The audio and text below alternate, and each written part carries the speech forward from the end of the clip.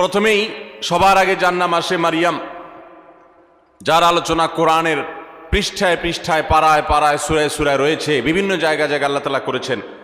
সেই মারিয়াম তিনি হলেন গোটা পৃথিবীর কিয়ামত পর্যন্ত আগত আমাদের সকল মা বোনদের জন্য সবচেয়ে উজ্জ্বল উদাহরণ, সবচেয়ে উজ্জ্বল দৃষ্টান্তগুলোর একটি।